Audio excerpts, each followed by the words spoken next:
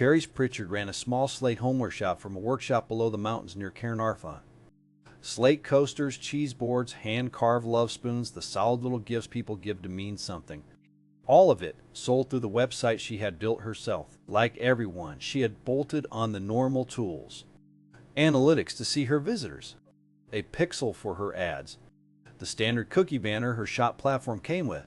She assumed all that was simply handled. The letter arrived as an email from a law firm on a misty Welsh morning. Dear Mrs. Pritchard, we represent a resident of the United Kingdom who visited your website. Before they gave any consent, your site sent their personal data, their location, what they browse, to servers in the United States. Under Britain's privacy law, the letter said, transferring people's data like that without a lawful basis is illegal. It named the culprits. Analytics that phoned home before consent. A pixel that shared activity with a third party. A cookie banner that set trackers before anyone ever touched it. The fines, it warned, can reach £17.5 million, or 4% of a company's worldwide revenue. Resolve it in 30 days, or a formal complaint goes to the Information Commissioner. Carrie's had read about those fines in the news, the ones in the hundreds of millions. She had never once thought it had anything to do with her little slate shop. But the law did not care how small she was.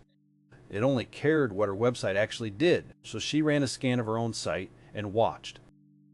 Before the cookie banner even appeared on the screen, her website had already sent a visitor's data, their location, their browsing, across the ocean to companies she had never chosen. And that was the part that truly unsettled her. She had done the responsible thing. She had a cookie banner, and it had been decorative the entire time, a polite little pop-up asking permission while the trackers had already fired behind it. The fines were real. Regulators across Britain and Europe had already ruled these exact data transfers unlawful. It did not have to be her shop that got made an example of, but the risk was real, and it had been running quietly on her site every single day. But the fix started with simply seeing. She could watch exactly what her site sent and when before any consent. She did not have to guess.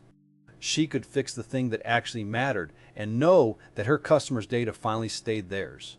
Karis had built a shop out of the stone the mountains around her were made of, and her own website had been quietly sending her customers' private data across the world before they ever agreed to a thing. Right up until the day she finally looked. Don't let this be your story. Forensic Consent. See what your site sends before consent for free at ForensicConsent.com. Check the description for more information